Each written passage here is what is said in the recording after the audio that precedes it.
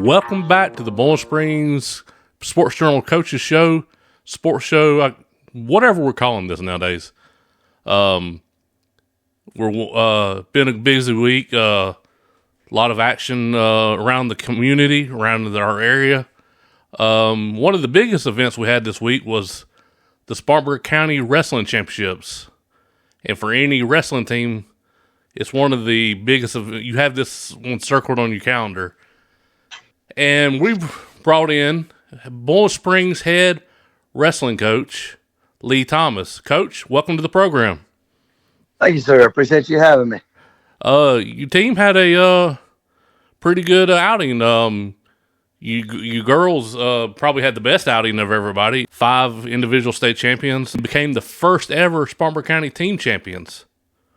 Yes, sir. That was super cool to be a part of. We've had the girls coming out now for a couple years, and they wrestled at county last year, but they didn't keep up with team points for the girls. So this year being the first year they kept up with them, the girls had actually asked earlier in the week several times, was there any chance they can keep up with team points? And I said, yes, I think they actually will. And then, they have the same amount of weight classes as the boys with 14. And we only actually took 9 girls total. Well, 8 girls because Chloe Osteen actually wrestled on the boys' side. But with the 8 girls we took, 5 were champs, and they were still able to claim the title, which is pretty cool.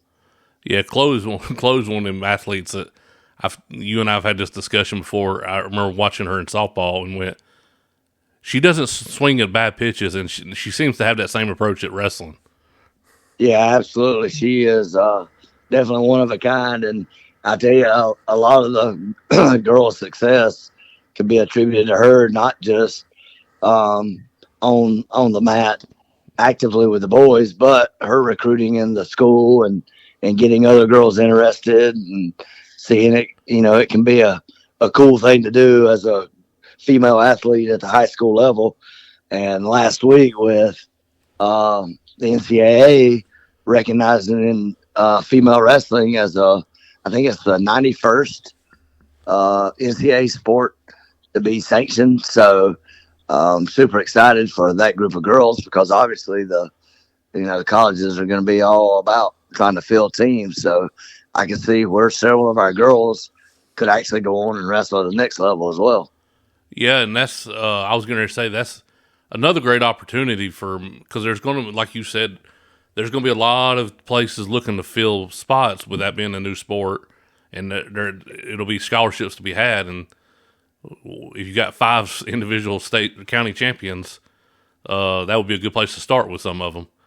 Yeah, absolutely. And all 5 that were county champs are all underclassmen. So we only have one senior girl and she placed 3rd yesterday, so she did well in her own right, Angelica. But all of the other champs and pretty much the entire girls team are underclassmen. So they still got, time to learn and time to develop and could really go in and impact that, a Division I college level being such a new sport right out of the box. Talk about one name that really stood out to me when I was looking at the results on Saturday was Bella Johnson. She became the first ever Spartanburg County girls individual champion last year because her match was first, and she became the first one ever, which was also pretty cool. But then she backed it up and won again this past week, or yesterday, since we're recording this on Sunday night. Won it yesterday, and then is now part of the inaugural teen girls champion. How cool is that for her? Yeah, that's very, very cool for her, and she's another fun one to coach. She is actually in the Scholars Academy. So she gets out of USC Upstate at 1:30 every day and comes to the high school. So I'll open the wrestling room up, and during 4th block, she goes in and does all kinds of laundry for us and cleaning the mats. And she does a lot of behind the scenes stuff to get everything ready for everyone. And she's only a sophomore as well. So not only could she be the first individual county champ, first team champ, but she could also be the first 4-time female champ, which would be super cool for her. Another name that I that kind of stood out to me when I was looking at the results, and once again, all the ones that accomplished it, I'll let you name everybody that done that. It was amazing, but one that really stood out to me was Jasmine Barrett, because her brother was a pretty good wrestler as well. Oh yeah, JoJo, we miss him, and he actually came to our dual match on Friday night. He was actually at Burns with us. But yeah, JoJo, I guess, started the wrestling bug in his family, and Jasmine's another sophomore, and there's also a really neat story with her background, and some different things there, and she is really kind of bought in, and I don't think she wrestled out of the first period all weekend, if I'm not mistaken. That's pretty impressive in its own right. If you've ever watched high school wrestling, especially, because there's to go to not out of the first period one time that's quite a feat in its own right. Yeah, and I'll tell you another one. Chloe's little sister Briley, who's actually a freshman. She went Friday night. We went over to Burns again, and she beat Sienna Heiselman, who ended up winning the most outstanding wrestler on Saturday for the female class. Briley beat her on Friday night, and then they were in different weight classes on Saturday. But Briley went throughout the tournament and never even had a point scored on her. Wow. So, and like I said, she's a freshman. So there's several young ladies that kind of sky's the limit on what they can achieve in the wrestling realm in the next 2, 3, 4 years. And the Osteen sisters seem to be leading a lot of that charge, it seems. Oh yeah, absolutely. Yeah, absolutely. And like I said, they do a good job of not just carrying themselves well on the mat, but off the mat and in school. And I think a lot of the interest and the numbers of girls that are coming out to wrestle, because obviously that's not something that is generational at this point. But they've done a good job in getting extra girls to come out, and us actually being able to field a team. That's something that's cool, is because I've watched this program from the start, and I remember talking to you and you first told me about it, and it was y'all had like 4 or 5 girls that were interested, and now it's grown and grown and grown, and now you had started out with 5 female wrestlers, and now you have 5 individual state champions with a couple other ones that placed as well. So, and if I'm not mistaken, you told me that 8 of the wrestlers that you took all placed. Is that correct? Yes, sir. Yeah, everyone that weighed in placed. And like I said, I believe we took 9, but Chloe is actually our starting 106 on the boys varsity team. So she did not score for the girls. She scored for the boys team. But of the 8 girls that we took, 5 of them won it, and then the other 3 placed. Yes, sir. And there's a lot of girls that were happy that she was in the boys bracket, I imagine. Yes, sir. Most. We talked about the girls team, but the boys team had a very good week Saturday as well. We'll start though on the night before. You had a big duel while the basketball team was playing Burns at home. Y'all were on the road at Burns and defeated the number 5 Rebels. Just talk about that a little bit. Yes, sir. That was a fun evening. It was actually scheduled for last Monday, but when the weather moved in and things, we had to do some adjusting to everybody's schedule. Of course, just like all the sports and everyone else throughout the week. So we ended up moving it from Monday to Friday, and honestly, I think that made for a better environment for one. Burns was packed and loud and fun to be a part of. And earlier in the year, they came over to our duels tournament that we hosted, and they actually finished higher than we did. We didn't actually wrestle them because we didn't make it into the goal bracket that they were in. But they had a higher finish, which helped them earn the number 5 ranking that they had.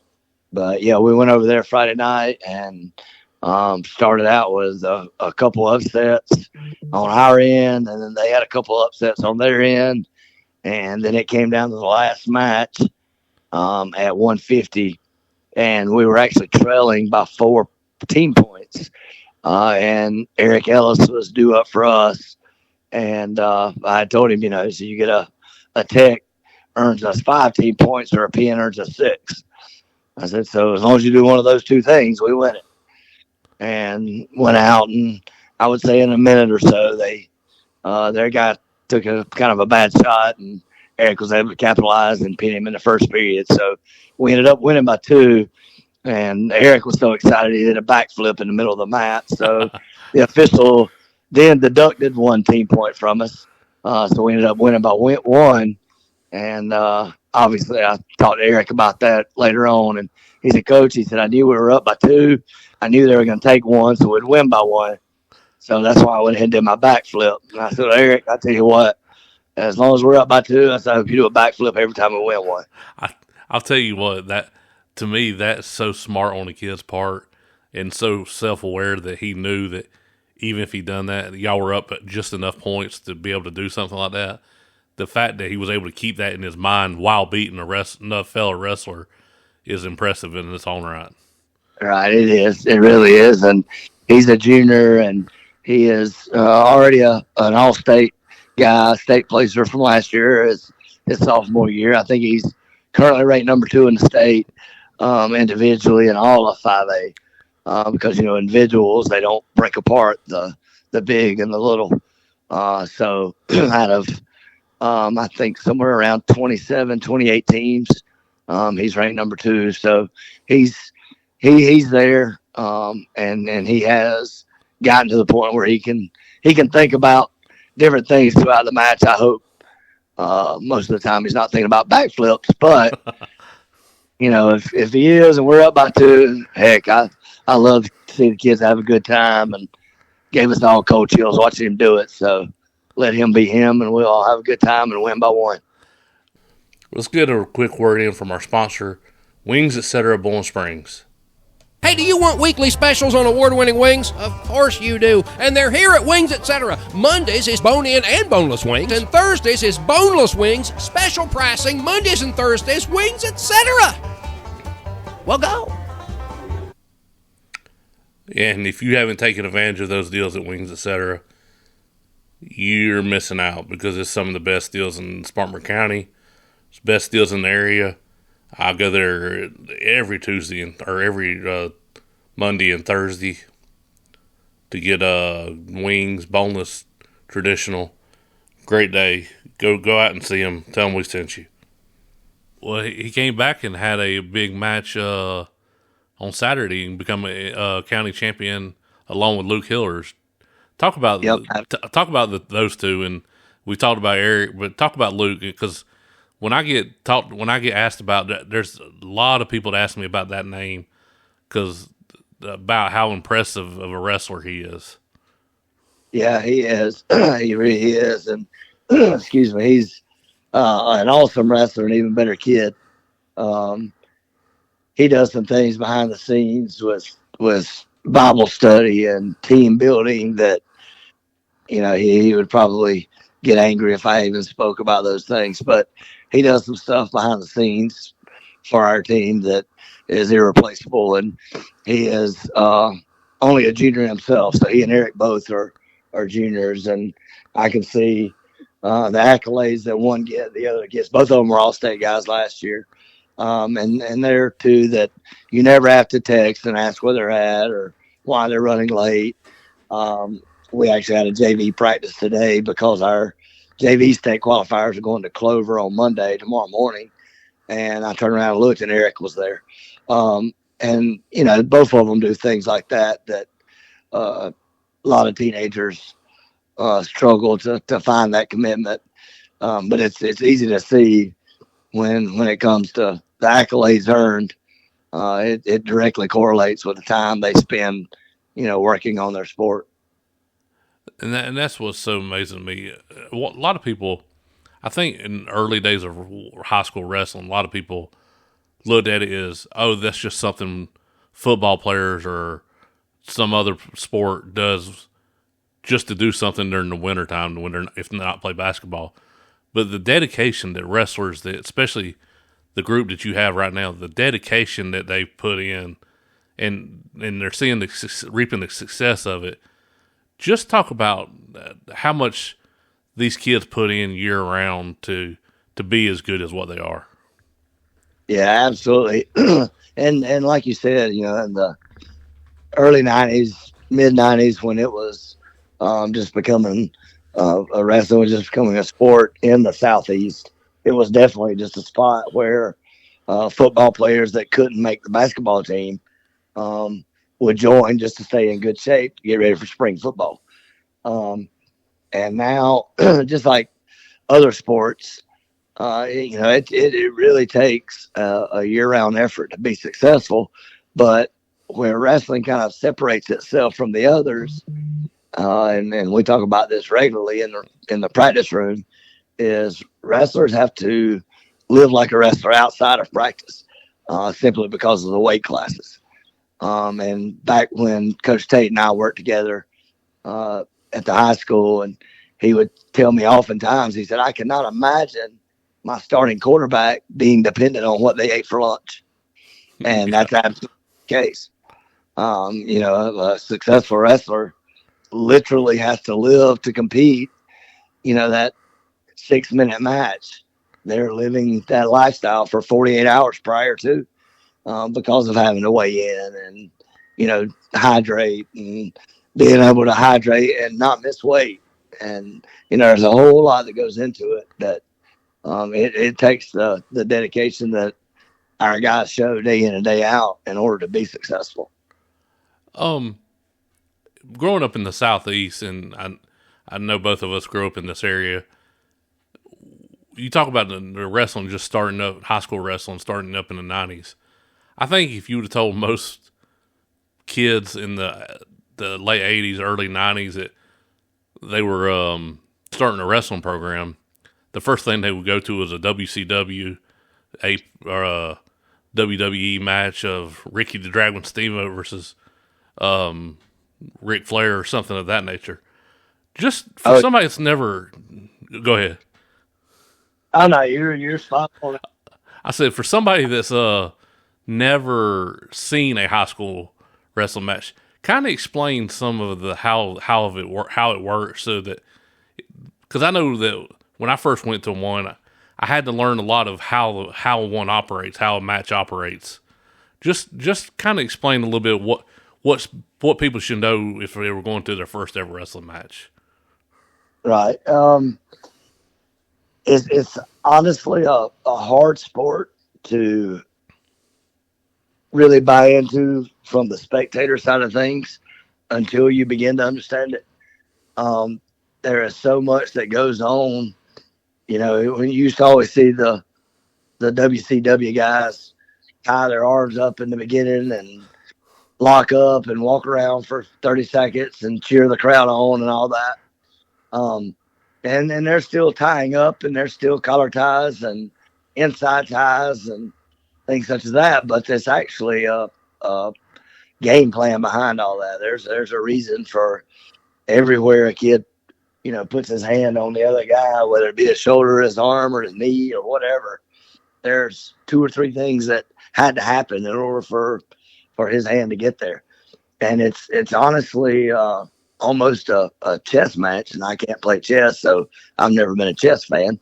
But it really is a high stakes chess match where, you have a teenager in a team sport, all while being an individual standing across from another individual. And it's hard to blame someone else for, your non-success at that point. So wrestling is very, very tough, not just physically, but mentally. And, being willing to put yourself out there to not be successful in front of your school and your teammates and your coaches and everyone else. And then you enter into the team point portion of it, where you have the individuals that do their thing to earn their accolades, and all the while earning team points to hopefully help their school defeat another school. Now, I believe if we're going to have somebody that pulls out a Sting Woo, it's going to be Ellis at some point. Coach, you getting ready to have regions coming up, and talk about how important region matchup is, because that determines where you go as far as the playoffs start, and explain a little bit about how the playoffs work for the wrestling. Well, this year is actually a little different than it has been in the last, 13, 14 years that I've done it. So with the combination of 5A this year, we're going to an RPI model, similar to football, similar to the other sports, whereas they're going to separate the big 5A and the little 5A. So we're actually going to finish second in our region to East Side, but East Side is a little 5A. And when you take in the RPI rankings and look at the region finishes across the rest of the upper state, it looks as if, even though we finished second in our region, it looks as if we'll either be a 1 or a 2 seed heading into the state playoffs. And so hopefully that's going to ensure us home field advantage throughout. We'll wrestle the first 2 rounds on Saturday morning, then third round on Monday night, hopefully at Bowling Springs, and then the upper state finals will be on Wednesday. Whereas if we're the number 2 seed, we'll have to travel to the 1 should they make it through. But if we do get that 1 seed, we could be hosting the upper state finals at our place again for the first time since 2016, I believe. And that's so important. People don't realize how important being able to get home field advantage, especially in the wrestling playoffs, because most times you win a match or you win a game, then you know where you travel for the next round. With wrestling, you win a match, then you play second, or you wrestle the second match at the same location that you just finished the first one. Oh yeah, and that's so you could making it the second round of playoffs is, hey, you've congratulations, you have another match in 15 minutes. Yep, that's exactly actually what's happened to us the past couple of years, where I believe it was 2 years ago, we had to travel to TL Hanna, and we had Rock Hill first round. Rock Hill is a perennial wrestling school. For the past 25 years, they've probably won 10 or 12 state titles. So we get geared up for Rock Hill. We actually beat them in the first round, and then we turn around, like you said, and 10 minutes later, we've got to wrestle TL Hanna the second round. Well, heck, the coaching staff and the kids and everyone else has spent so much time attempting to beat Rock Hill that once we had done that, it was kind of like, oh gosh, now what do we do? Mm-hmm. So it is super important to host and be able to get your game plan and your kids in the right weight classes, and having home field advantage for wrestling means the kids get to stay at home, get to stay in our wrestling room, get to get on weight and get mentally right. Well, that's what I was going to say. You got a trip to, because the thing about it is, what people, if you've never watched wrestling playoffs start at like 9 a.m. So a trip from Bowling Springs to TL Hanna, you got kids having to be up at 5, 6 o'clock in the morning to make the trip to TL Hanna, and then having to wrestle 2 matches. Whereas if you have it at your house, then it's, hey, not such a rush of I have to be up early and this and that and throwing you out of your whole routine. Right. Yeah. You can get here at 8 o'clock and it's just like another school day and get ready to go. Exactly. Coach, y'all, you got your final home match coming up soon. You want to talk about some of the seniors you'll be honoring? Yes, sir. Yes, sir. Week after next, this Wednesday, I believe we go to Spartanburg. And I believe our senior night is the following Monday, if I'm not mistaken, with Riverside. And I hope, Lord willing, and if everything plays out right, I would love to start every senior that we have that night, which I believe is a good possibility. But we've got some some seniors that's been here a while. We've got one senior that's only been here, this year, Gavin Calhoun, the football standout. He's been wrestling 215 for us. And if nobody ever saw him on the football field, he was incredible linebacker. Yeah, absolutely. Absolutely. He is one of those guys, myself and my son Drew, and we've all set up many an evening this wrestling season thinking, what if we'd had this kid for 4 years? What kind of wrestler he could have been? As good as he is now, he made the finals yesterday. He ended up coming up a little bit short and finishing second. He was state runner-up last year for Abbeville in 2A. But yeah, if we could have had that kid for 4 years, he would have been a complete stud on the mat as far as we're concerned. But yeah, he's one of our seniors, and Tyrell Nesbitt, one of the offensive linemen for football. He's actually traveling Wednesday. He's going to Wingate, and I'm hoping he gets a football offer there on Wednesday. Coach Davis is taking him down there. And then Hassim Gabek, who's our 190 pounder. He's a senior. Then we got Jacob Schaefer at 157. And then we have a couple other seniors that, have contributed over the past couple of years. May not necessarily be in the starting lineup on a regular basis, but just like I always tell them, it takes a room full, regardless if you're a starter or not, to reap the benefits of any team's success. Oh yeah, well that's what people don't realize is just because you're not starting on a wrestling team, it doesn't mean you're not helping the guy get better in the wrestling room throughout the week, throughout the season. You're helping that other guy get better to become a state champion, and it only helps the team as a whole. Oh yeah, absolutely, absolutely. And then, of course, wrestling being a winter season, not just dealing with injuries like every other sport, but you also have, whether it be family travel over Christmas break or the flu or sickness, just a typical winter schedule. While we only have 14 weight classes, you better have 25 or 30 kids ready to go in order to fill that 14, on a day-to-day basis, just, with the variables that enter in from the outside. I didn't mean to gloss over this when we were talking earlier, but your team, your girls team won the county championship and the boys came in second, it was another familiar face that won it for the boys and came in second in the girls. Kind of a big day for District 2 over there, wasn't it? Oh, yeah, absolutely. Absolutely. I'm super excited for Coach Rentz and that Chesnee program. In the past few years, they've been in a spot where they've been able to get, plenty of resources in to help them get to that next level. And at the end of the day, it comes down whether you're a 1A, 2A, or 14A. It comes down to the time that the guys spend in the off season to become successful.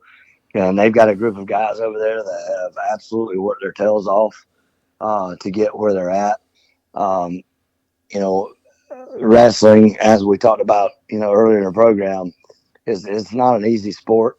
And even though someone may deserve it, doesn't necessarily mean you're going to get it. But those guys definitely earned what they got yesterday, and super proud for them, super proud of them, and hope they can, carry it through and win them another 2A state title. Coach, we're sitting here as I'm talking, and I kept trying to think how do I work this into our conversation, but as I'm thinking about this podcast going forward, I always, just like with when I'm writing for the Sports Journal, I have to think, what am I going to do during the summertime? And I thought to myself, hey, I have a guy right here that has a lot of things that he does in the summertime. And talk about everybody.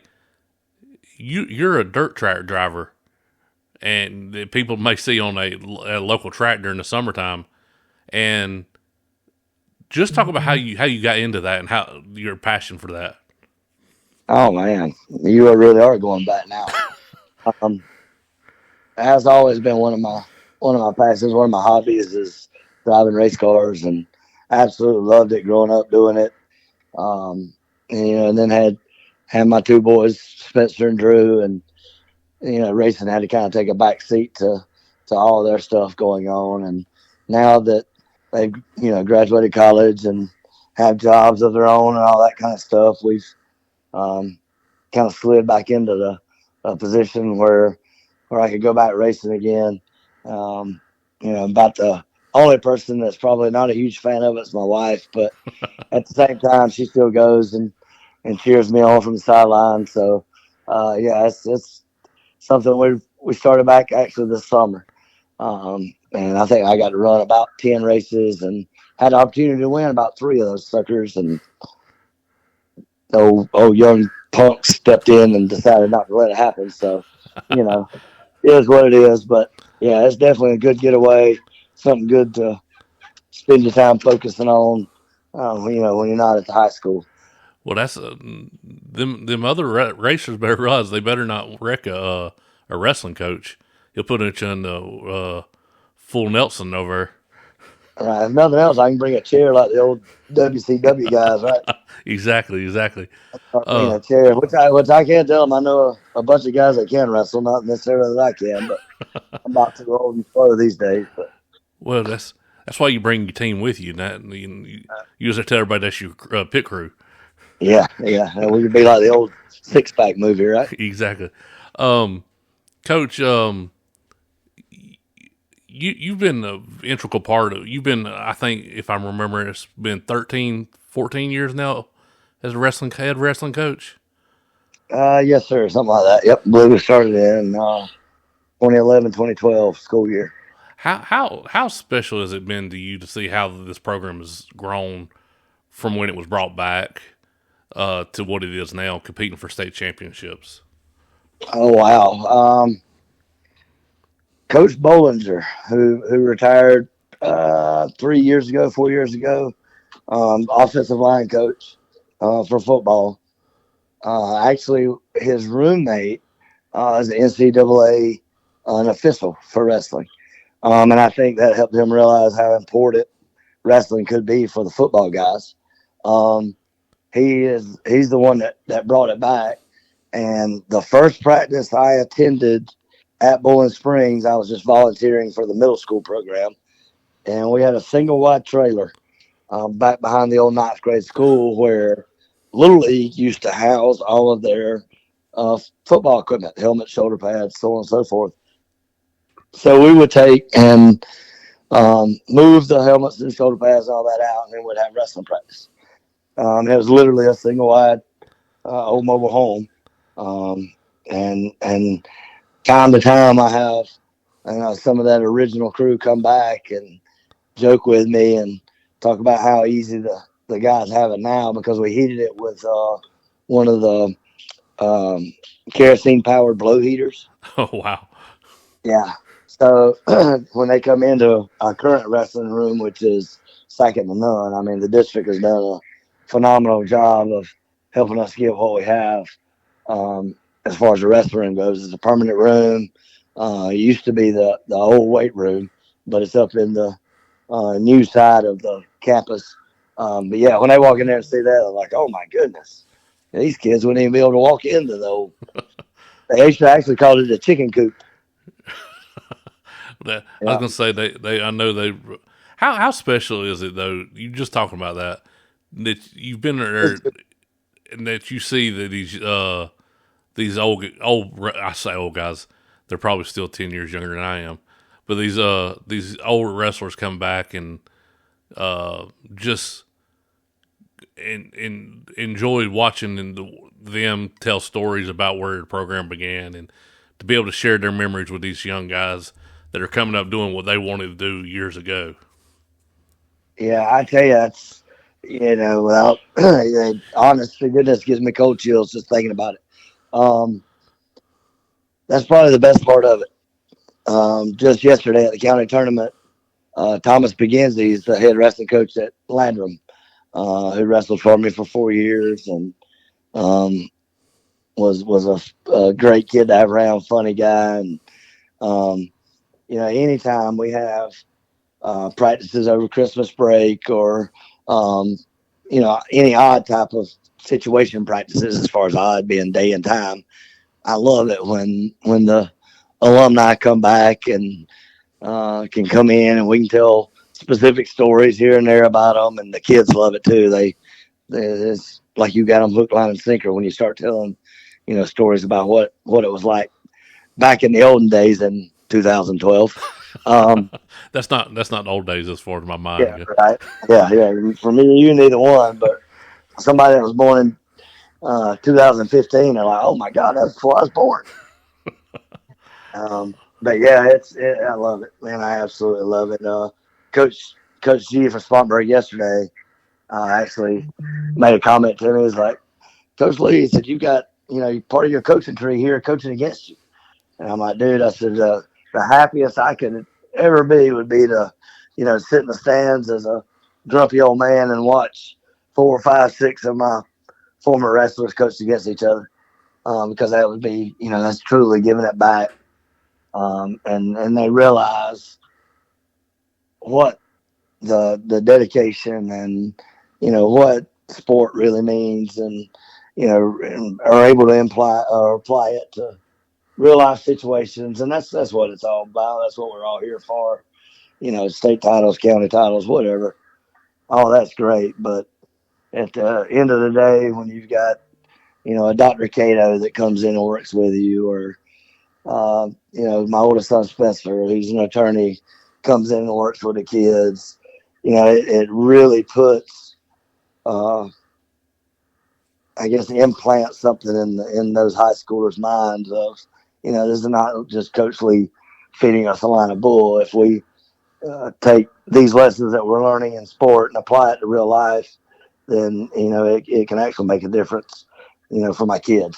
And that's what we're all there for. And that's, what the big picture is. Obviously, I'd prefer to win every match we get in, but as long as the program is creating contributing citizens and they come back and give back in the way that our current ones do, man, I'm super elated. It's like I said, it gave me cold chills before I even started talking about it. Well, Coach, I appreciate you sitting down and taking the time. We've hit about 40-minute mark, and I tried not to keep anybody that long, but you and me, when we sit down at the places, we end up having conversations like this anyways. We're going to have you back on once playoffs start coming around, and I'm not kidding. We're going to talk a little bit more about that dirt track racing before it's all said and done. Let me know when. We can go get some live action GoPro shots of the Camaro going around the dirt track whenever you want. Sounds good. Coach, I appreciate it, and we'll talk to you soon. All right, man. Appreciate you having us on. And once again, we want to thank our sponsor, Wings, Etc. Hey, do you want weekly specials on award-winning wings? Of course you do. And they're here at Wings, Etc. Mondays is bone-in and boneless wings, and Thursdays is boneless wings, special pricing, Mondays and Thursdays, Wings, Etc. Well, go. Always a great time. Always a good place to go have fun with your friends. Once again, a big-time sponsor for us. Thank you so much. And we'll see you next time.